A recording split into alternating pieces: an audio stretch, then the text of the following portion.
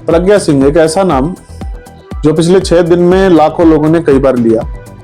प्रज्ञा की दुआ सलामती की भी दुआएं मांगी गई।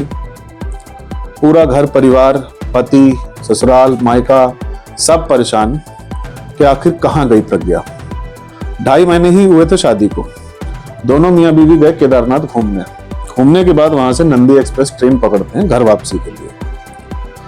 लेकिन रास्ते में कुछ ऐसा हुआ जिसकी वजह से प्रज्ञा आधी रात को एक स्टेशन पर ट्रेन से उतरती है और कहीं रैंडम जा रही किसी ट्रेन पे चढ़ जाती है।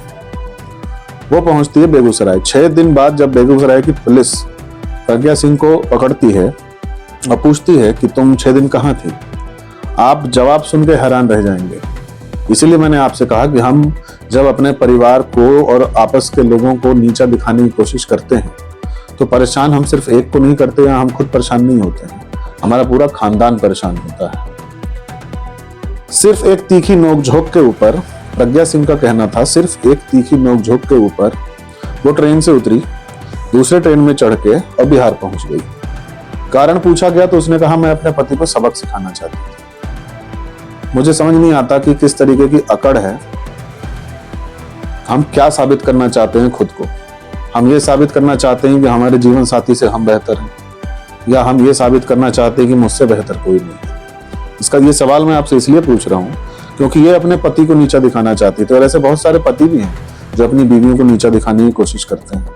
एक जमाना था जब पति और पत्नी साथ मिलकर चलते थे, जो हमारे माँ बाप ने का जो जमाना था, हमारे दादा दादी नाना नानी का जो जमाना था। आज की डेट में हम ऐसे हो गए हैं कि हम अपनी अकड़ में और अपनी बात मनवाने के लिए हम कुछ भी करने को राजी हैं। हम रिश्ता भी खत्म करने को राजी हैं।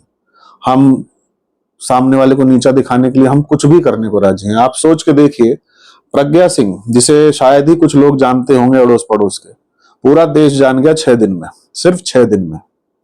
और 6 दिन में लगभग पूरे देश ने उसकी सलामती की दुआएं करी। क्या मिला वापस में? आखिरकार खुद ही बेइज्जत होना पड़ा, सिर्फ इसलिए पति के साथ आधी रात में नई शादी के बाद कहीं और निकल जाना कि एक तीखी नोकझोंक हो गई। कारण कुछ भी हो, किसी भी नोकझोंक का हर पति पत्नी में, हर मियां बीवी में होता है, हर परिवार में होता है, बच्चों में होता है, बड़ों में होता है, सब में होता है। लेकिन इसका मतलब ये नहीं होता है कि हम इस तरीके से ट्रेन से उतर जाएं और पूरे घर परिवार खानदान को परेशान करें।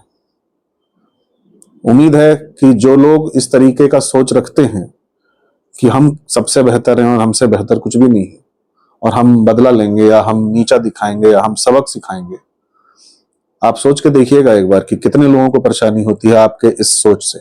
धन्यवाद।